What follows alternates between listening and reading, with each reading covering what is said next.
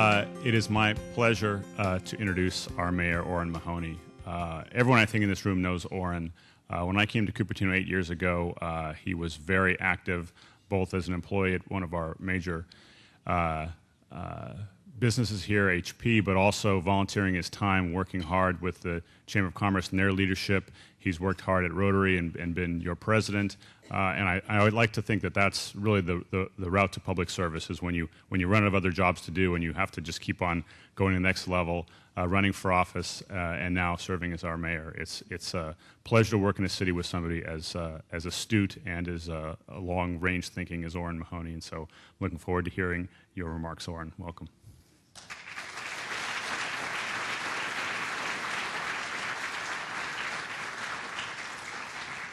So now I am going to see whether whether my display comes up here and switch from Rotary land to the city.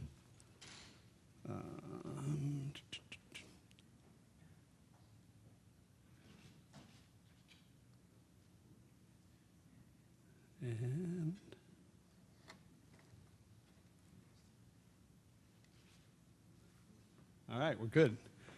All right, so first of all, I want to again thank everybody here, the three organizations that put on this event, the Chamber, Rotary, and a city. And you've heard earlier, and you're going to definitely get that message out of my State of the City. This place is very unique in having all the groups, all the community groups work together towards common goals, and that's going to be one of the themes here. So the title of my talk is Who's Our City? And you might say, well, why did he pick that kind of grammatically awkward phrase? And the reason is it's based on a book, Who's Your City? I had the opportunity last September at the League of California Cities to hear the author, Richard Florida, talk on this topic. And the things he was saying really resonated with me and with my experience here in Cupertino and some of my other experiences. And as I thought about what I was going to do for the State of the City, I thought this was a good framework to do it in. So Florida's had a couple of interesting thoughts. The first thought is, most people have read the book or know about, the Friedman book, The World is Flat. We all know the basic concept of that. With modern communications means anything can be done from anywhere. Place is not important. That's kind of the message of that book.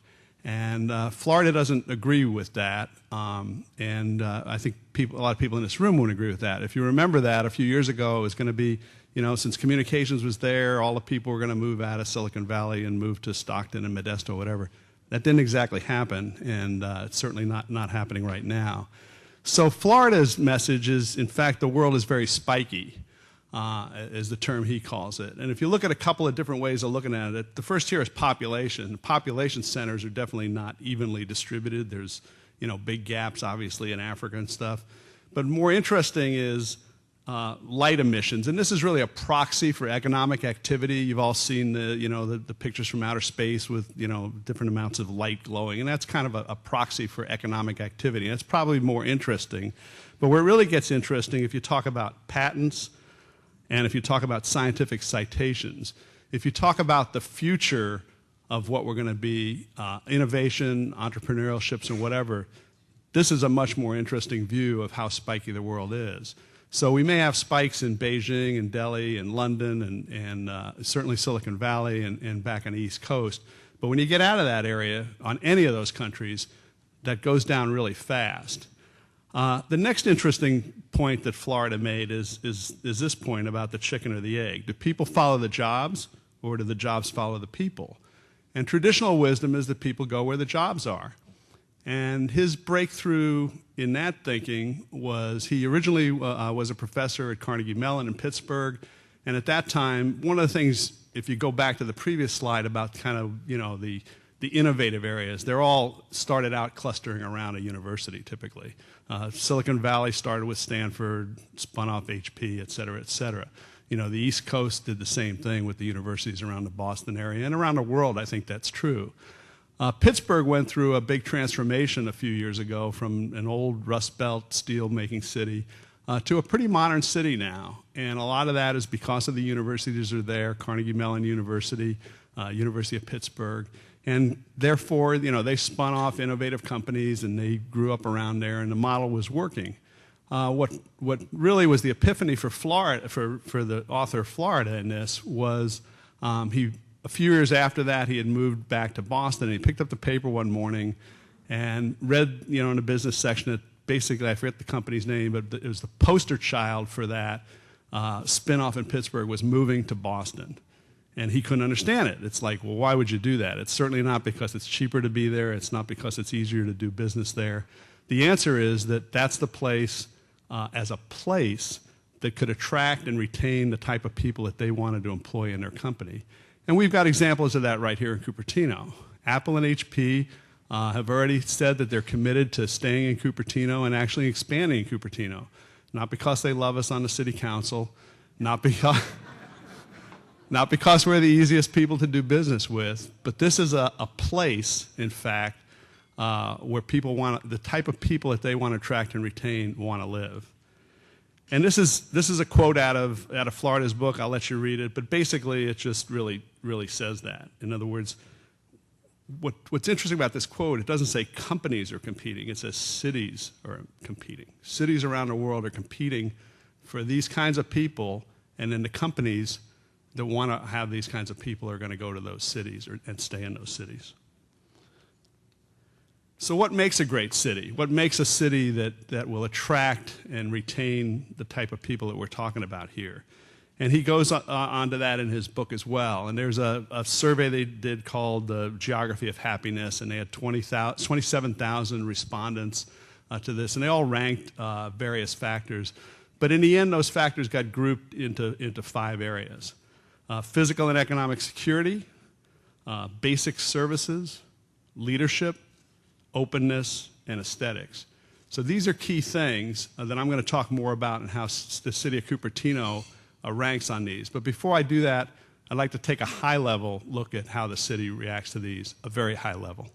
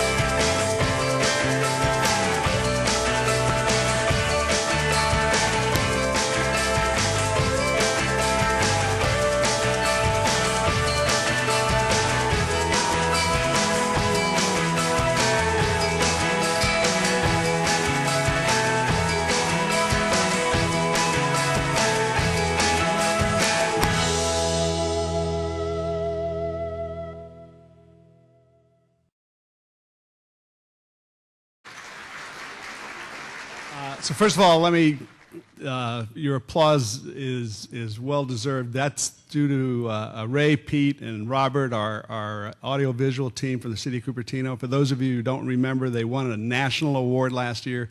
They are the greatest people in the world to work with and did a fantastic job on this video and the rest of it.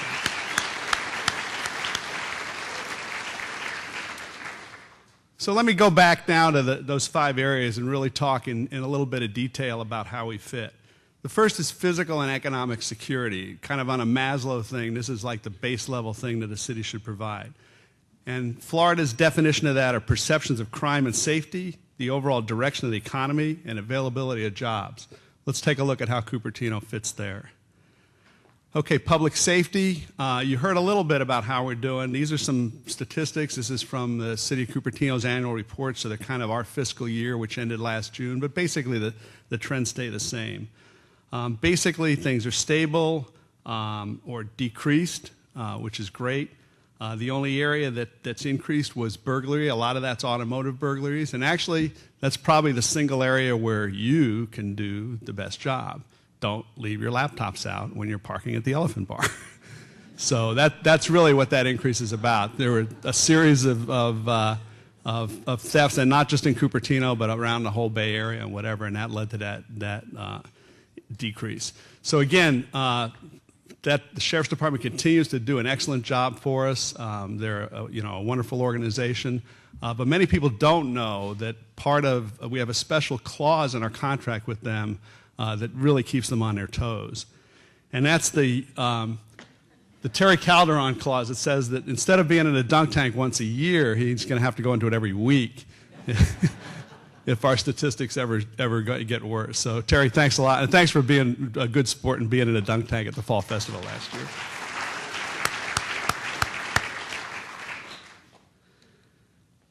Labor force. Again, these are some statistics. One of the kind of the high-level message I'm going to give is that it's not that there aren't some, little clouds out there or whatever, but, you heard it earlier. Compared to basically every other city that you're reading about in a paper, certainly compared to the state and compared to other cities around the country, we're in very relatively good shape.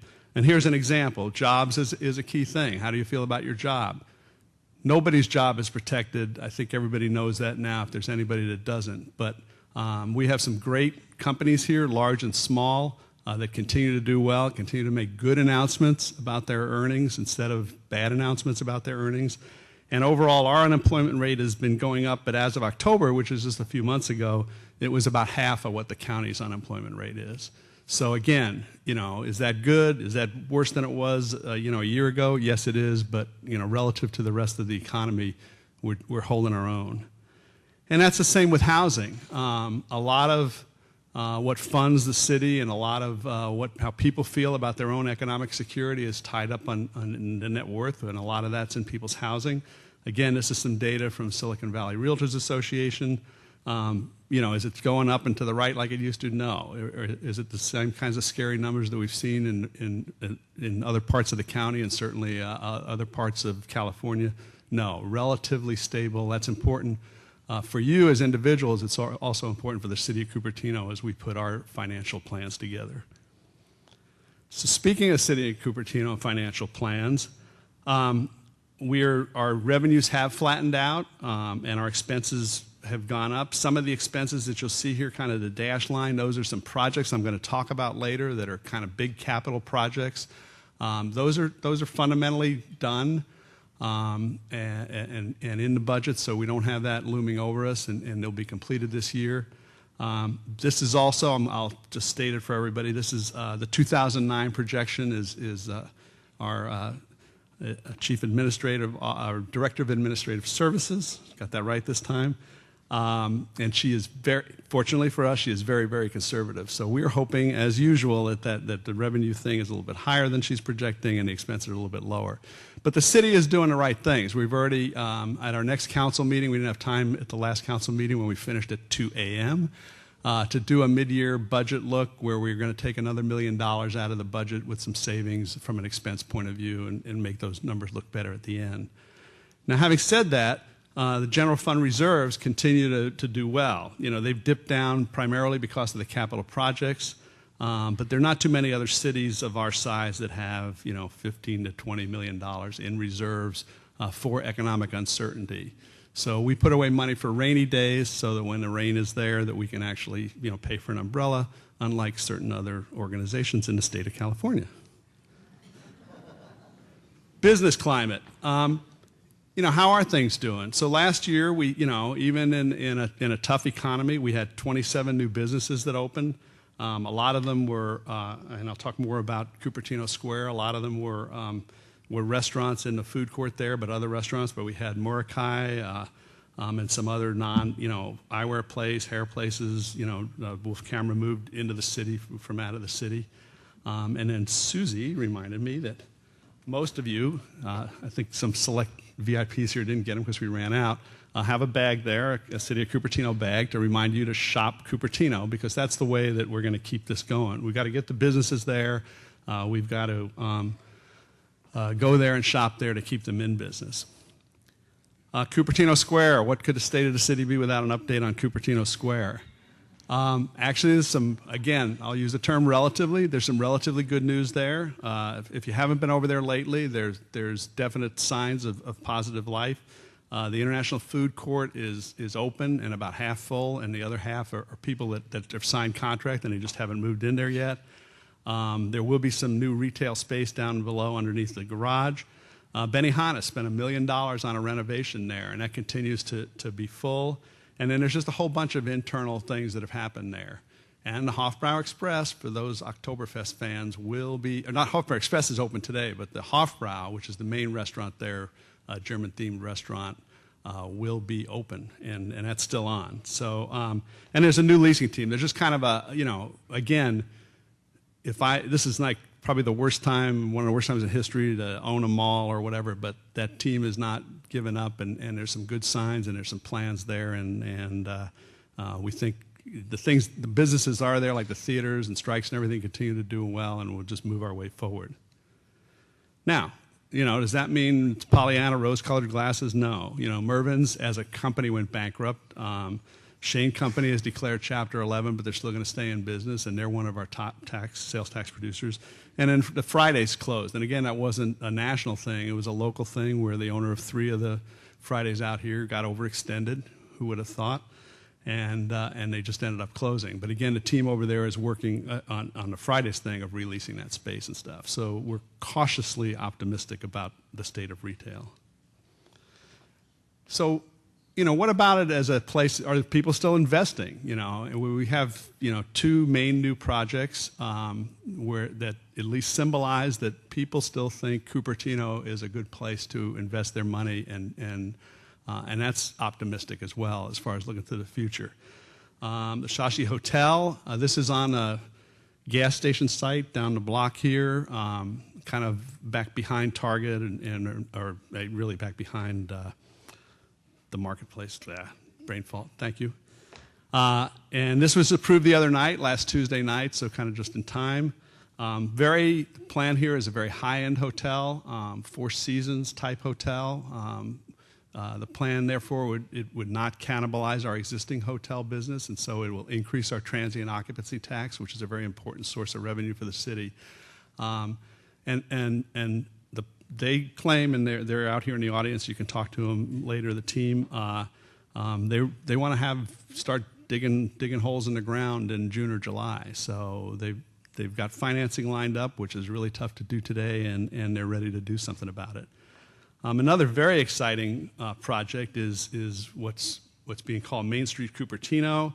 This is in the big empty land along Stevens Creek Boulevard. In fact, the same land that the City Council approved a project several years ago, the so-called Toll Brothers project.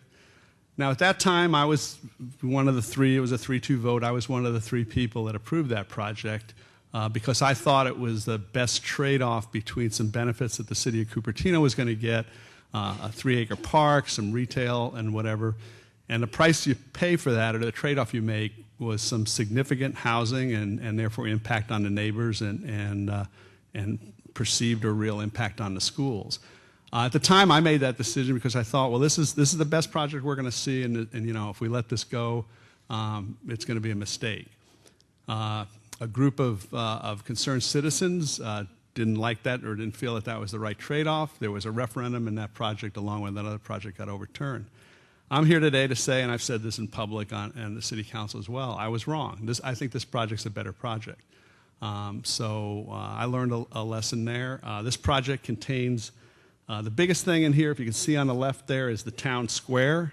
Right to the left, it's got retail around it. It's got some senior level housing, so no impact on the schools, and it's got either an high-end athletic facility or some more retail. That town square is going to be the start of our downtown. I mean, people have been talking about a downtown for Cupertino forever. This is going to be, that square, just to scale it, it's 0.8 acres. It's almost as big as the whole Cali Plaza in front of there, except this will be in the middle of retail and not, abutting 2 4-lane streets, or 8-lane streets. And it's bigger. And it's quite a bit bigger actually than the whole square in front of the community hall between the library and there. So, especially if you block off the parking around there for events and stuff like that, this is, I think, going to be the focal point for just future community events and just a great place overall. So this is a project, again, it just got approved the other night. The third project that got approved last year, and this is what it'll look like, an artist's conception from the ground floor. So very high-level details, very pedestrian-friendly. I mean, it's just Class A, and we're really excited about it.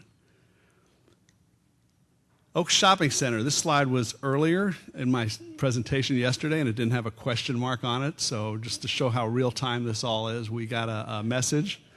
We got a message from the developer here saying that the hotel, and that's a picture, there's a hotel and office building that were approved by the council several months ago. And currently they're dealing with the economic crisis and finding funding, and they're going to put it on hold temporarily. And actually what the message says is they're going to reopen the theaters, at least temporarily, and reopen a restaurant there. So at least it'll bring some level of pedestrian activity and shopping back in there. And then I think the plan is still to do this in the future. But again, it's kind of a message. We got a lot of good things going, but we can't just count on them because it's a definite bad economic climate out there. And finally, one of two things a city of 55,000 well-educated, affluent people need are an office supply stores and a bookstore. So one down, Staples is moving into the old Whole Foods, and that's going to be opening in a few months. I think they're starting to do their tenant improvements. So again, this is something that we've been talking about for a long time, and it's great to see it happen. It's great to see it happen in a tough economic environment. Basic services are, again, this is Florida's definition in the book: schools, healthcare, affordable housing, roads, and public transportation. Public transportation, I don't even think I have a slide in here on that because it's certainly not our strength, although I'll talk about the new bridge. But in affordable housing, we're making some small steps. In the other areas, as you know, we're A1. So schools, I'm not going to read all this. Our schools continue to be award-winning. Our schools are what keep our housing prices up. Our schools are what make this an especially attractive place for the kinds of entrepreneurial and innovative people that I talked about earlier. So this really plays together, and we want to continue to support those schools in any way that we can because it really comes back in every way into the community. And the high schools as well. Both sets of organizations are just first class and award winning, and I think everybody knows that. Basic services medical. We don't have a big hospital within the city limits, but we certainly have access to two of the key, premier medical facilities around. El Camino Hospital is going through a complete transformation where every building that was there will not be there when they're done. I've been on tours and stuff, and it's really going to be state-of-the-art in almost every way. And, of course, Kaiser down the block, you got to look fast at the sign to know that you're not in Cupertino because it's right across the street from Cupertino. While I'm on the medical, I was reminded that there's just a public service announcement that there's a bone marrow registration thing going on at the library this week. And if you're interested in that, and that's a very worthy activity, Chris Wang, talk to Chris after, and she will give you more of the details about how to do that. Basic services, affordable housing. That's a struggle. 15% of new developments have to be affordable, so that adds some to our below market rate program. Our below market rate program, to remind people, is based on a point system with points for public service officers, teachers, and other city workers. But we have done a few targeted affordable housing projects last year. One that I know the Rotarians in this room heard about when Habitat for Humanity came in as a program one day. And then the Maytree project, Housing for South Asian Victims of Domestic Violence, and the Senior Housing Solutions. Again, this is a place for seniors that are basically living on Social Security. And if you're living on Social Security in the Valley, you need some special housing assistance, like extreme housing assistance. So, affordable housing, I wouldn't say it's a plus for the area, but we're trying to do our share. And there's still a need there, and especially for senior affordable housing. And I know there's some plans out there for addressing that in the future, and you'll hear more about that sometime in the future. I don't want to give it away.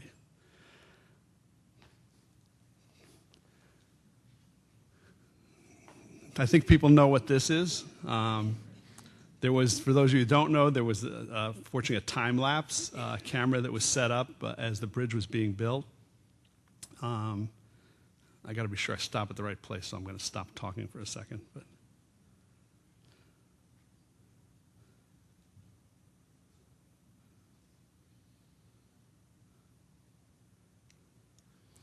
so the Mary Avenue Bridge, it looks pretty complete. The plan is to have it open in April, sometime in April, to have people go across and have the dedication.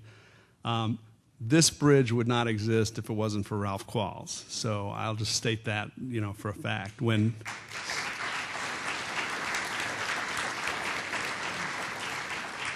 And many other people, but, when the original bids came in, it was a concrete design. They came in way over budget.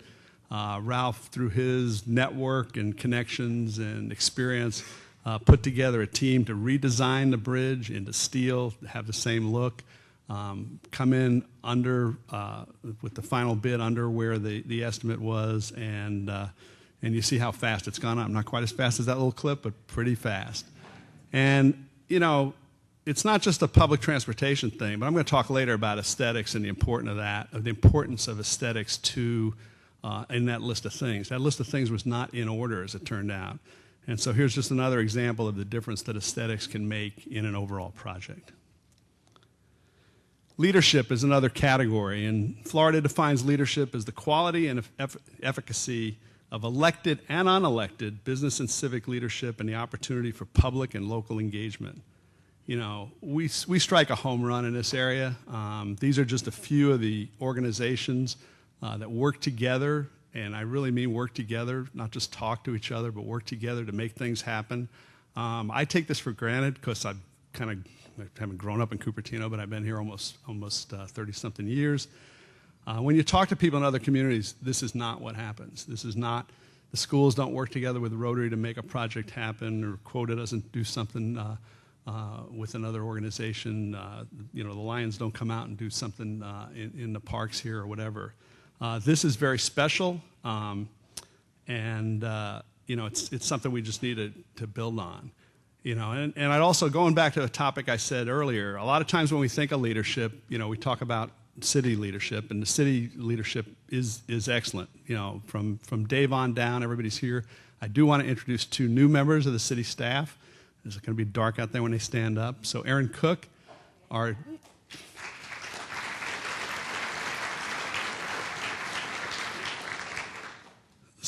is environmental services manager. I'll pretend you're a manager. Environmental services. She's a new person that just came into the city about a month ago to head up our environmental services, our so-called green activity. It's very broad. This is obviously an area that has broad impact. If you look at the legislation that's coming down to us, and then the thing bottoms up from people on what they want to do, we needed somebody to coordinate that activity, and that's Orrin, and get to know her better if that's a hot button of yours. The second new person I'd like to introduce is our city attorney nominee. I will use that term. Carol, if you'd stand up.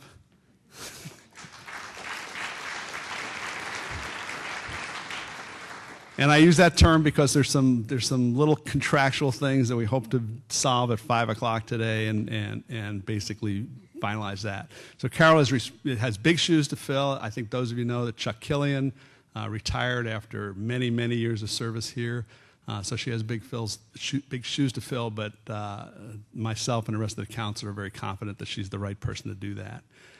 So, you know, we've got great city staff in all different ways. We've got great people in all of the organizations here. And that's what I kind of call the establishment leadership, if you will, to use a kind of a corny phrase. But going back to the referendums and stuff, those organizations and people that got together there to disagree with me and some of the other council members about what the right thing was for the city, that was leadership too. I mean, they took the initiative to go out, put items on the ballot that is not easy to do, to see democracy in action. Since that happened, I'm glad to see many of them working together with us now, being our kind of community voice out there and being very constructive as we work forward. So that's a key part of leadership as well, a key part of what makes the city great.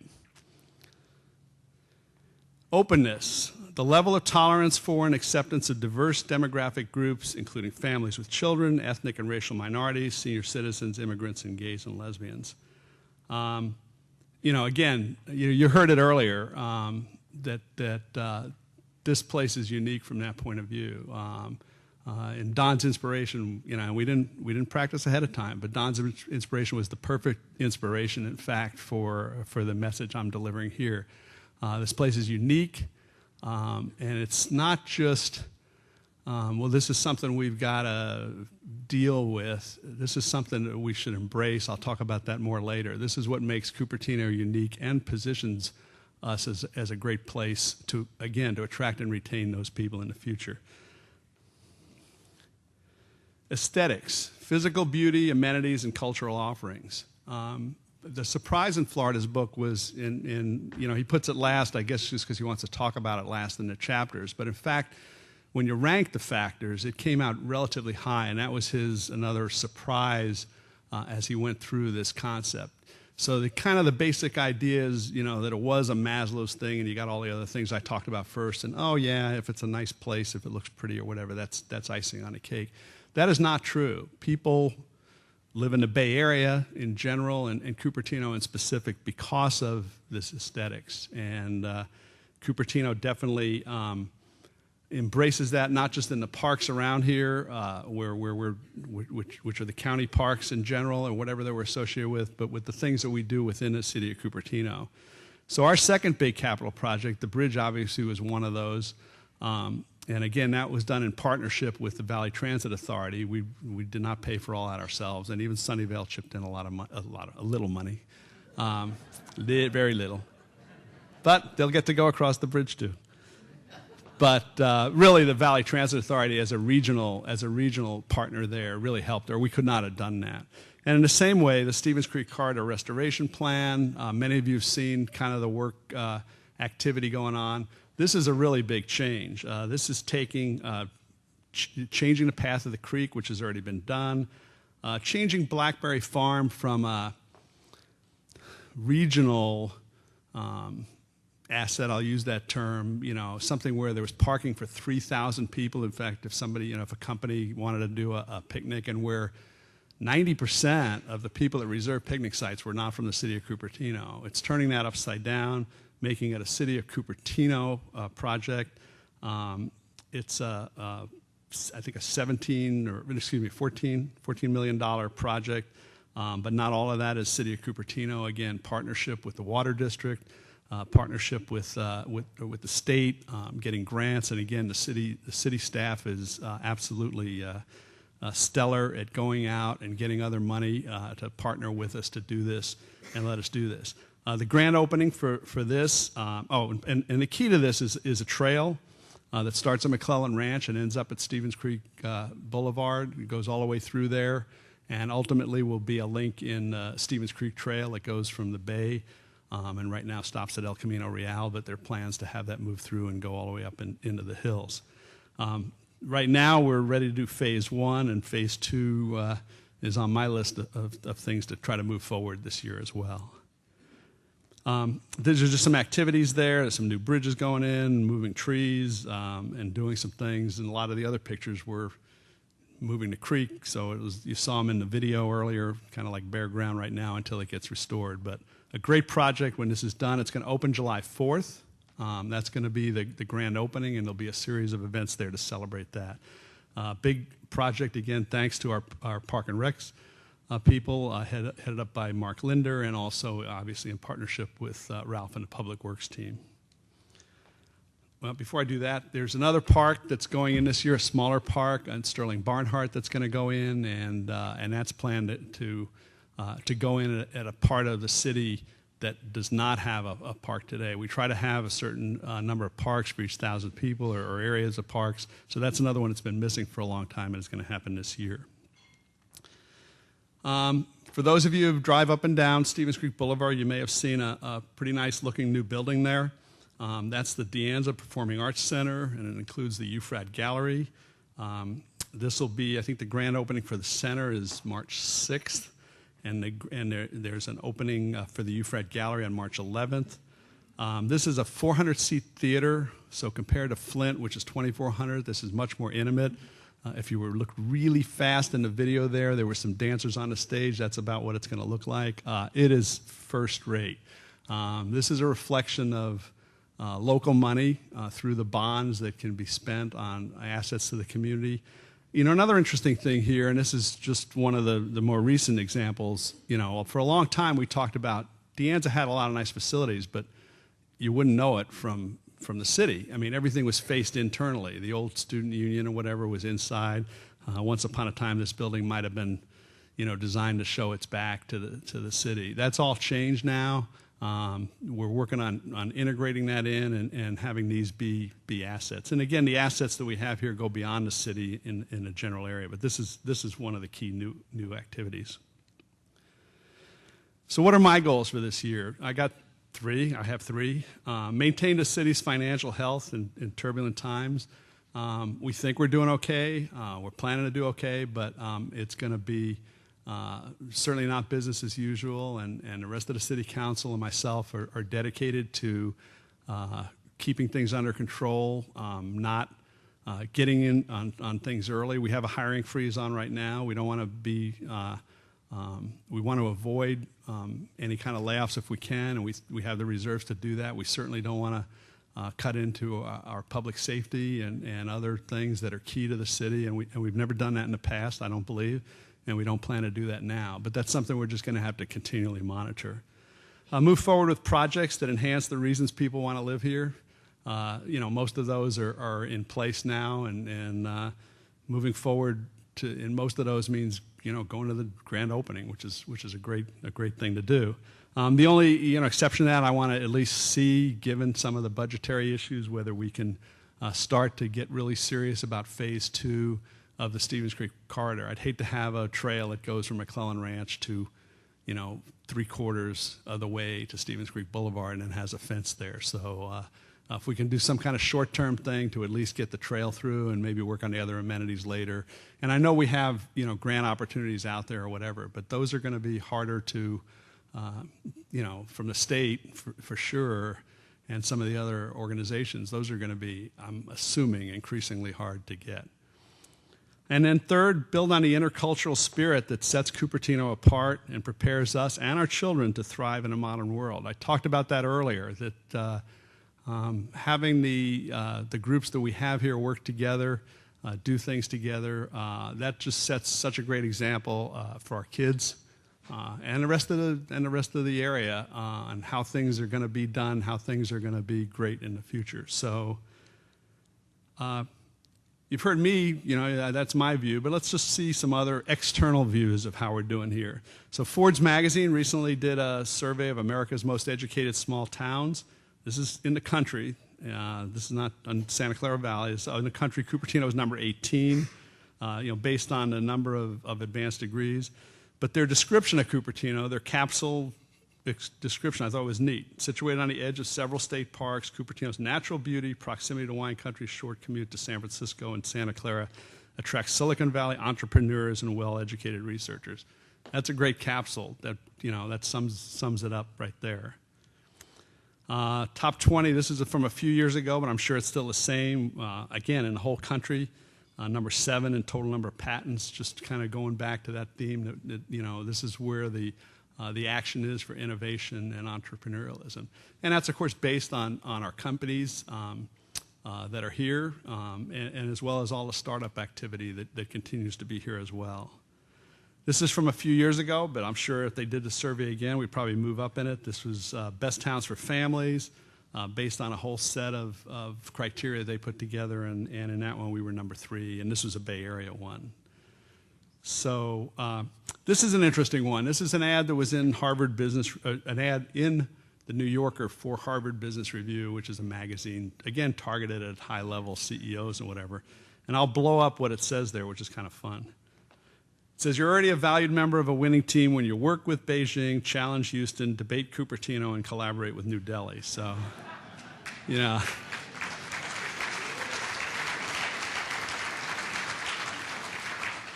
that puts us in pretty good company there. I don't know about Houston. We can discuss Houston later, but.